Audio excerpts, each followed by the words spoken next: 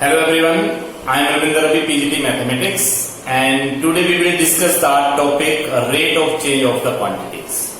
ये topic plus two class में भी है और ये टॉपिक प्लस वन क्लास में भी है जो बच्चे अप्लाइड मैथमेटिक्स पढ़ रहे हैं। अप्लाइड मैथमेटिक्स में जहां डिफरेंशिएशन का एक टॉपिक है, लिमिट एंड कंटिन्यूटी का जो टॉपिक है, उसी के बीच में ये टॉपिक आप लोग को मिलेगा, rate of change of quantities. And plus two class में ये टॉपिक चैप्टर नंबर 6 में एप्लीकेशन ऑफ डेरिवेटिव में मिलेगा। एप्लीकेशन ऑफ डेरिवेटिव का ये फर्स्ट टॉपिक रहेगा, rate of change of the quantities. तो ये टॉपिक दोनों ही क्लासेस के लिए बहुत इंपॉर्टेंट टॉपिक है, तो आज हम ये डिस्कस करने जा रहे हैं। सबसे पहले हम इसके कुछ बेसिक पे जाएंगे और उसके बाद इसके रिगार्डिंग कुछ क्वेश्चन भी डिस्कस करेंगे, जिससे आप लोगों को rate of change of the quantities का पता चल जाएगा। Basically rate of change of the quantities जो है वो डेरिवेटिव की ही एक टर्म है। जब हम किसी एक फंक्शन का derivative with respect to other function लेते हैं तो उसी को रेट ऑफ चेंज की टर्म में लिखा जाता है। वैसे इन शॉर्ट हम ये कह सकते हैं कि derivative of the y with respect to x, it is the rate of change of the y with respect to x. In short हम ये कह सकते हैं कि जब हम एक वेरिएबल का derivative with respect to the another variable find out करते हैं तो उसी को हम rate of change of the quantities कह सकते हैं। For example dy upon dx, for example dy upon dx, it means rate of change of y, rate of change of y with respect to x, with respect to x। और अगर यहां पर x and y जो है वो किसी parameter पे depend है, it means dx and y are in parameter t, therefore dy upon dt it can be written as dy upon dx multiply dx upon dt। अगर x और y किसी parameter t पे depend करते हैं तो हम उसका रेट ऑफ चेंज जो है वो इस तरीके से फाइंड करते हैं कि dy upon dt को हम लिख सकते हैं dy upon dx multiply dx upon dt। कहने का मतलब यह है कि जब हम एक वेरिएबल का डेरिवेटिव किसी अनदर वेरिएबल के रिस्पेक्ट में कर रहे हैं तो उसी को हम रेट ऑफ चेंज की टर्म में लिख रहे हैं। Now we have two terms, velocity and acceleration. Velocity and acceleration के लिए हम क्या कर रहे हैं, s डिस्टेंस को डिनोट कर रहा है और t जो है वो टाइम को डिनोट कर रहा है। इसका मतलब जब भी हम डिस्टेंस का derivative with respect to t ले रहे हैं, इसका मतलब क्या हो गया कि जब हम डिस्टेंस का derivative with respect to t ले रहे हैं, it means rate of change of distance with respect to t is called velocity.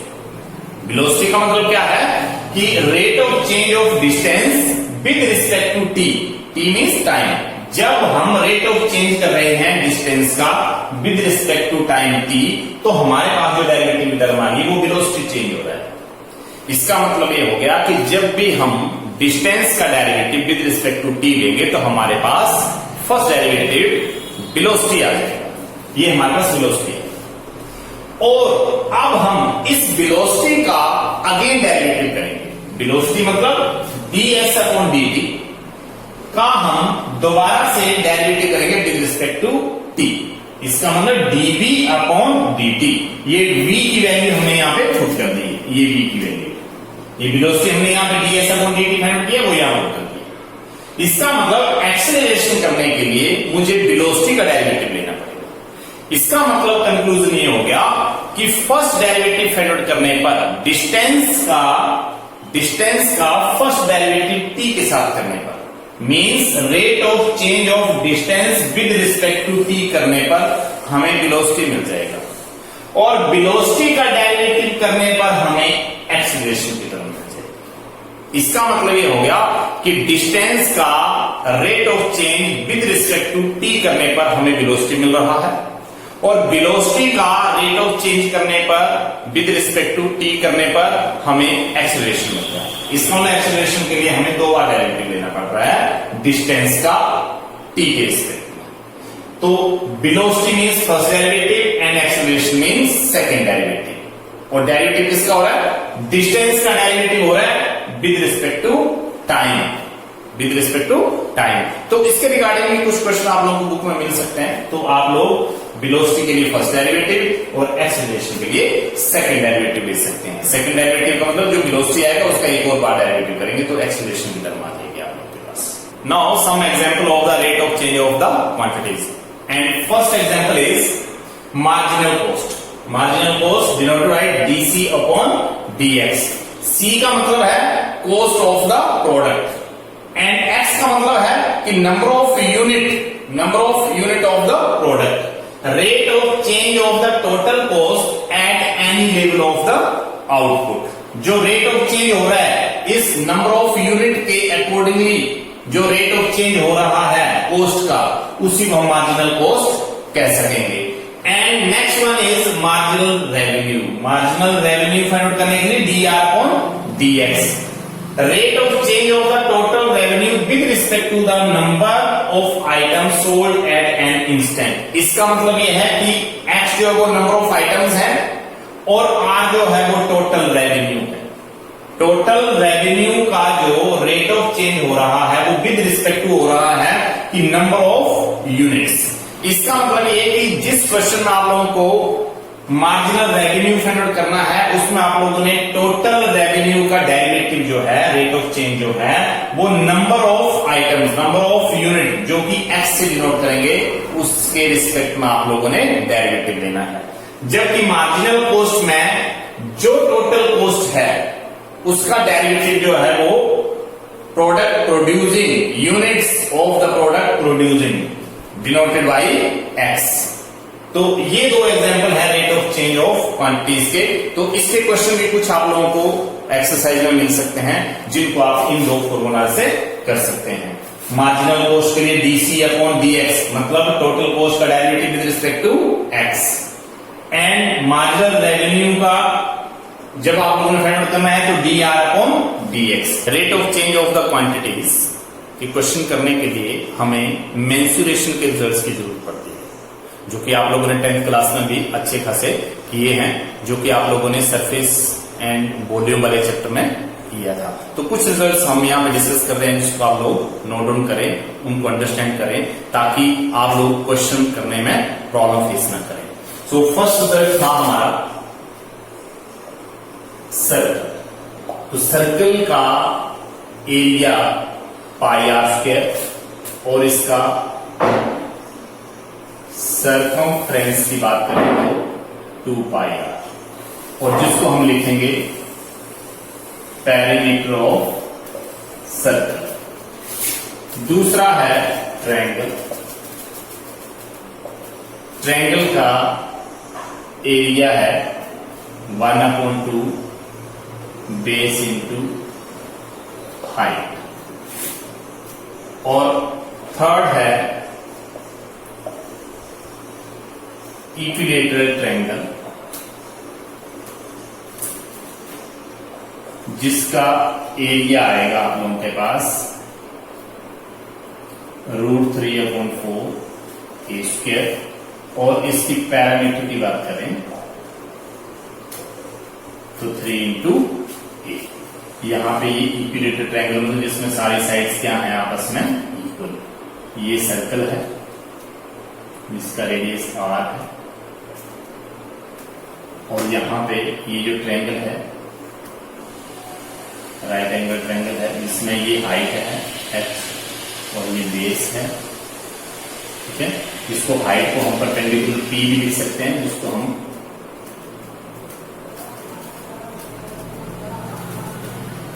Perpendicular या हाइट के नाम से जानते हैं। और फोर्थ है स्क्वायर। तो स्क्वायर का एरिया आएगा आप लोगों के पास साइड स्क्वायर और इसका जो पैरामीटर है वो 4 × साइड आएगा। और उसके आगे हम फिफ्थ रेक्टेंगल की बात करें तो रेक्टेंगल का जो एरिया है वो है L इंटू बी और इसका जो पैरामीटर है वो है 2 इंटू एल प्लस बी। तो ये कुछ रिजल्ट्स हैं जो 2 डायमेंशन है। अब मैं कुछ रिजल्ट्स 3 डायमेंशन के भी लिख रहा हूं। हो सकता है इसके अलावा भी कोई और रिजल्ट हो, लेकिन ये भी कुछ रिजल्ट आप लोगों के लिखे जाएंगे तो आप लोगों को कोई प्रॉब्लम फेस नहीं होगी।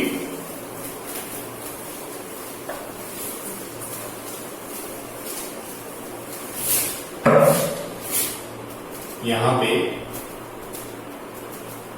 क्यूब और क्यूबोइड, क्यूब के रिजल्ट्स हैं। इसमें आपको ये पास आएगा CSA, PSA और वॉल्यूम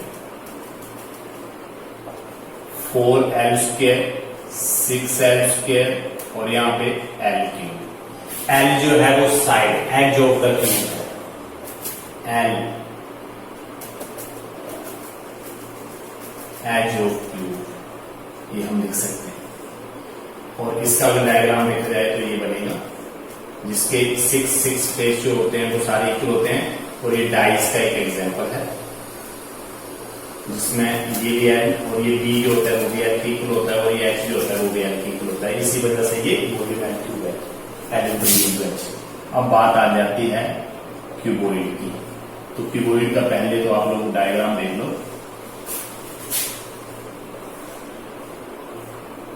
ये क्यूबोइड का डायग्राम है और यहाँ पे CSA, PSA और वॉल्यूम आएगा तो 2L plus B into H। ये L है, ये B है, ये H है, ठीक है। और यहाँ पे 2LB, BH, LH और वॉल्यूम है L into B into H। तो ये आप लोगों के पास क्यूब और क्यूबोइड के रिजल्ट्स हैं जो आप लोगों को इस एक्सरसाइज में काम आ सकते हैं। इसके बाद है हमारा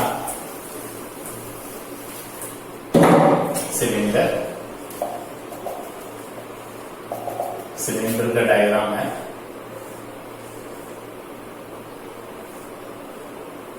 ये इसका रेडियस है, ये इसका हाइट है। तो यहां पर भी CSA, PSA और वॉल्यूम की टर्म आएगी। तो CSA में आएगा 2 पाई R H और यहाँ पे 2 पाई R और R प्लस H और यहाँ पे वॉल्यूम आएगा इसका पाई R स्क्वायर H। और नेक्स्ट अपना डायग्राम है कोन।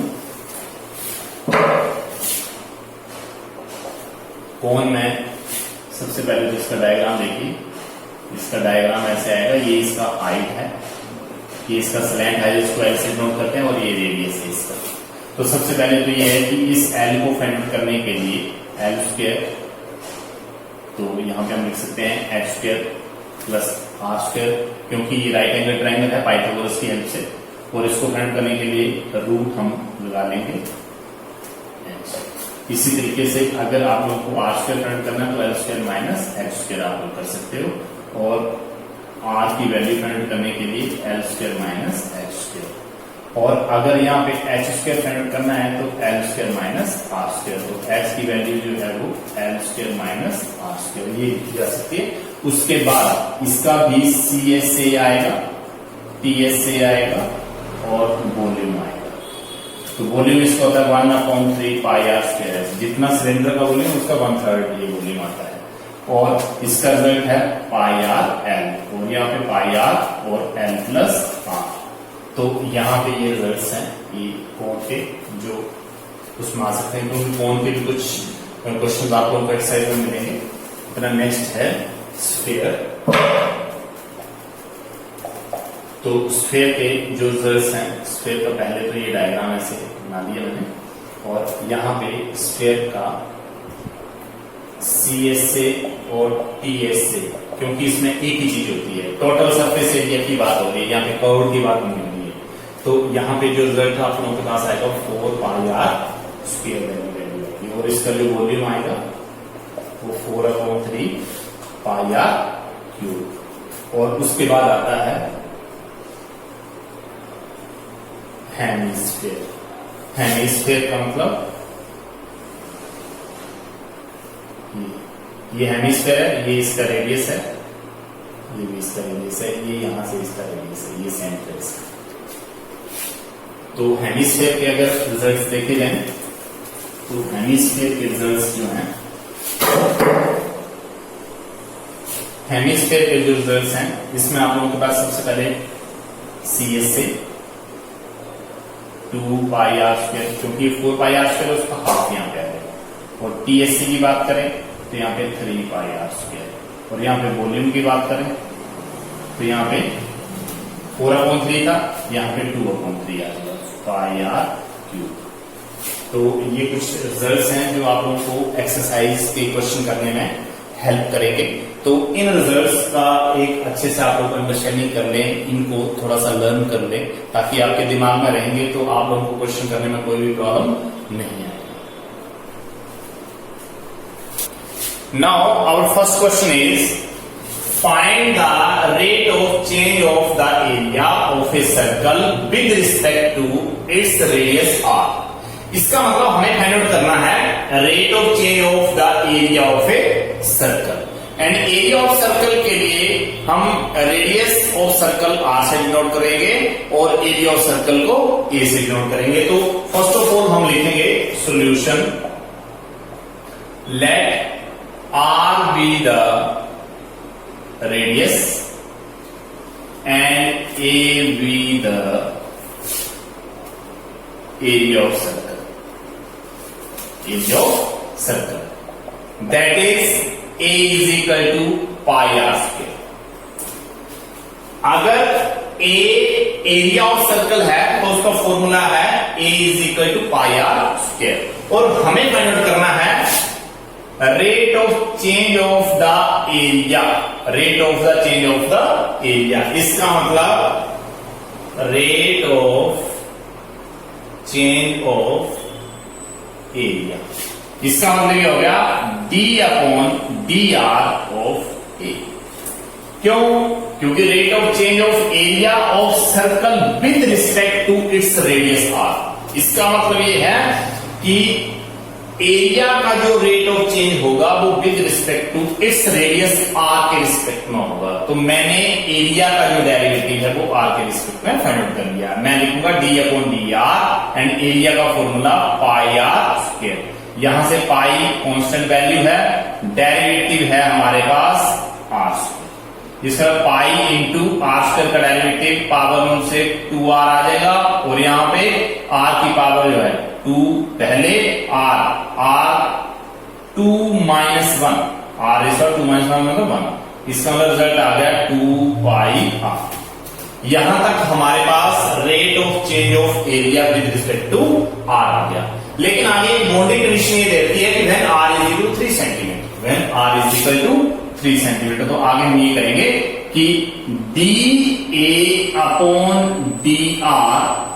इसके फुट पे ऐसे लिखेंगे at r is equal to 3। इसका मतलब rate of change of area with respect to r means its radius at r is equal to 3 is equal to 2π, और इस r की वैल्यू को मैं 3 पुट कर दूंगा। तो रिजल्ट 2 × 3 6π। एरिया हमेशा ही स्क्वायर की फॉर्म में आता है, और r जो है वो 3 सेंटीमीटर है, r हमारे पास 3 सेंटीमीटर, तो यूनिट जो वो सेंटीमीटर, तो ये आएगा सेंटीमीटर स्क्वायर। और with respect to r means r कोई लेंथ है जो कि सेंटीमीटर में है, तो पर सेंटीमीटर आ जाएगा। इसका मतलब ये है कि rate of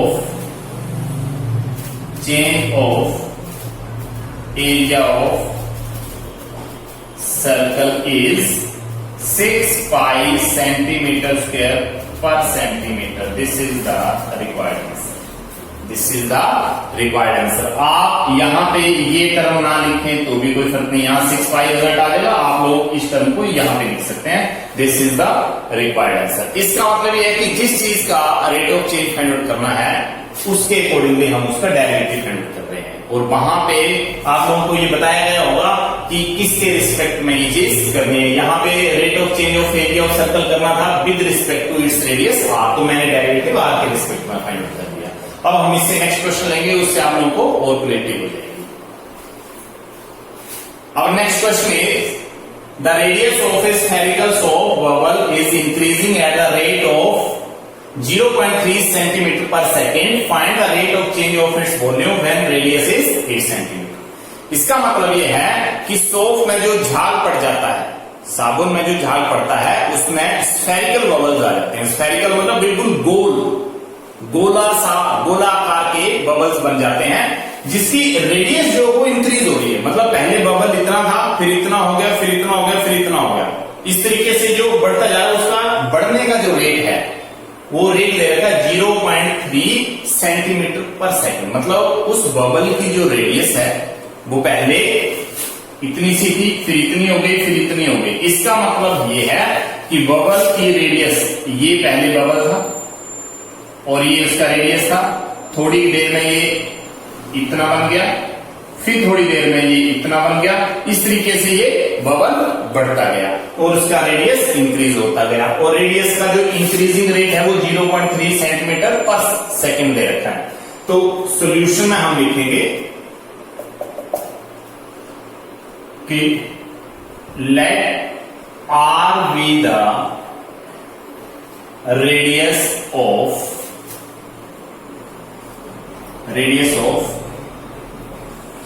spherical bubble. Therefore, dr upon dt, क्योंकि increasing at the rate of 0.3 centimetre per second. Per second का मतलब टाइम दे रखा है, तो मैंने पर सेकेंड के अकॉर्डिंग यहां पे t लिख लिया। और 0.3 सेंटीमीटर लेंथ, ये रेडियस की लेंथ है तो ये r लिख लिया। वो दे रखा है मेरे पास 0.3 सेंटीमीटर पर सेकेंड। ये टर्म मुझे गिवन है, ये मुझे क्वेश्चन में ही गिवन है कि रेट ऑफ रेडियस जो है वो इस तरीके से इंक्रीज हो रहा है। अब मुझे बोला गया कि find the rate of change of its volume. तो जहां तक स्फेरिकल बबल की बात है, तो स्फेरिकल बबल का मतलब ये है, ये स्फेयर का क्वेश्चन बन गया है। तो स्फेयर का क्वेश्चन करने के लिए मुझे पहले लिखना पड़ेगा कि V is the volume of spherical bubble. Therefore, V is equal to 4/3 pi r cube। ये रिजल्ट है वॉल्यूम का। स्फेरिकल वॉल्यूम जो होता है वो ये वाला है। अब हमें फाइंड आउट करना है डेरिवेटिव, क्योंकि रेट ऑफ चेंज करेंगे हम किसका? Rate of change of its volume. Rate of change of its volume, इसका मतलब यह है कि dv अपॉन dt करना पड़ेगा, dv अपॉन dt करना पड़ेगा। और dv अपॉन dt करने का मतलब यह है कि d upon dt of v का मतलब 4/3 पाई आर क्यूब, जिसको मैं लिख सकता हूं 4/3 multiply pi as it is r⁻³ का मतलब 3r²। और फिर इस r का डेरिवेटिव t के रिस्पेक्ट में अलग से। इसका मतलब 3 से ये 3 कैंसिल हो जाएगा, हमारे पास बचेगा 4 पाई r² dr/dt। लेकिन मुझे बोला गया था कि व्हेन रेडियस इज 8 सेंटीमीटर, इसका मतलब यह है कि dv अपॉन dt इसके फुट पे लिखेंगे at r is equal to 8 centimetre है, 8 सेंटीमीटर। तो यहां पे लिखेंगे 4 पाई और r² की वैल्यू जो है वो 8 का स्क्वायर ही आ जाएगी। और dr अपॉन dt की वैल्यू हमारे पास गिवन है, dr अपॉन dt की वैल्यू 0.3। तो यहां से हमारे पास जो एक रिजल्ट आ गया 4 into 3 करेंगे 12 मीन्स 1.2 पाई एंड 8 are 64। तो हम यहां पे 64 को 12 से मल्टीप्लाई करेंगे, 12 4 is 48, 12 6 is 72 plus 4 76। और यहां 1 के बाद डेसिमल, इसका मतलब हमारे पास 76.8 पाई। यहां तक तो ये कैलकुलेशन आ गया, लेकिन हमारे पास डेरिवेटिव हो रहा है v का मतलब वॉल्यूम का डेरिवेटिव। तो वॉल्यूम जो होता है वो हमेशा ही चलता है क्यूब में, तो यहां पे सेंटीमीटर क्यूब लिखना पड़ेगा। और डेरिवेटिव हो रहा है t के रिस्पेक्ट में, तो यहां पर सेकंड लिखना पड़ेगा। This is the requirement.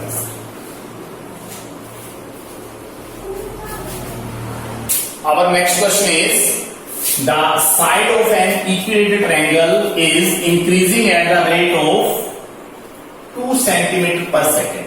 इसका मतलब ये है कि इक्विलेटरल ट्रायंगल की जो साइड है उसका रेट ऑफ चेंज जो है इंक्रीज होने का वो 2 सेंटीमीटर पर सेकंड, मतलब 1 सेकंड में वो 2 सेंटीमीटर इंक्रीज हो जाता है। At what rate its area increasing when the side of the triangle is 20 centimeter? तो उस ट्रायंगल का एरिया का रेट कितना बढ़ जाएगा अगर उसकी साइड जो है वो 20 सेंटीमीटर हो जाए। तो इसका मतलब ये है कि सबसे पहले तो हम लिखेंगे let side of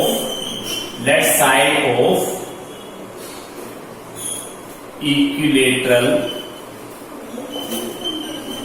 triangle is equal to a centimetre. मैंने इक्विलेटरल ट्रायंगल की एक साइड को a सेंटीमीटर सपोज कर लिया, but dA upon dt side of an equilateral triangle increasing at the rate of 2 centimetre per second. इसका मतलब इस side का जो रेट ऑफ चेंज है इंक्रीज होने का वो 2 सेंटीमीटर पर सेकेंड है। इसका मतलब मैं लिखूंगा 2 सेंटीमीटर पर सेकेंड। ये मेरे पास गिवन वैल्यू है, मतलब साइड ऑफ ट्रायंगल जो है वो ए मैंने सपोज किया था और इसका इंक्रीजिंग रेट जो है वो 2 सेंटीमीटर पर सेकेंड। आगे लिखा गया था कि rate of its area now A be the, now क्या लेट करके कर लो आप लोग, let A be the area of triangle, therefore area of equilateral triangle होता है √3/4a²। ये आपके पास एरिया ऑफ ट्रायंगल है, इक्विलेटरल ट्रायंगल का एरिया है। और यहां पे रेट ऑफ इट्स एरिया की बात हो रही है, तो इसका मतलब यह है कि dA अपॉन dt, यहां पे rate of change of area मैं करने जा रहा हूं। तो मैं डेरिवेटिव फाइंड आउट करूंगा √3/4a²। और अब जैसे डेरिवेटिव की तरफ आएंगे तो हमारे पास रह जाएगा dA upon dt is equal to, और यहां पे d अपॉन dt √3/4 जो है वो कांस्टेंट वैल्यू है, बाहर रख लिया मैंने इसको। और a² का डेरिवेटिव पावर रूट से पहले आएगा 2a, क्योंकि ये पावर 2 पहले आ जाएगी, और into derivative dA upon dt अलग से आएगा, चेन रूट से 2 under 2 है। dA upon dt is equal to √3/2a dA upon dt। यहां पे rate of change of area आ चुका है हमारे पास। अब हम क्या करेंगे कि rate of change of area जो है when side of the triangle is 20 centimetre, इसका मतलब हम a इज इक्वल टू 20 सेंटीमीटर पे इसको चेक करेंगे। तो यहां पे लिखा जाएगा √3/2 मल्टीप्लाई a की value 20 multiply dA upon dt की वैल्यू 2, यहां से पुट करेंगे। तो यहां इस 2 से 2 कैंसल, इसका मतलब 20√3 और सेंटीमीटर, यहां एरिया का डेरिवेटिव हो रहा है, इसका मतलब हम लिखेंगे यहां पे स्क्वायर, एंड रिस्पेक्ट में t है, t के रिस्पेक्ट में हो रहा है, इसका मतलब time. This is the required answer of the given question. इस तरीके के बहुत सारे क्वेश्चन आप लोगों को आपकी बुक में मिलेंगे, जिसको आप लोग अंडरस्टैंड कर सकते हो, प्रैक्टिस कर सकते हो, रिवाइज कर सकते हो। Thank you.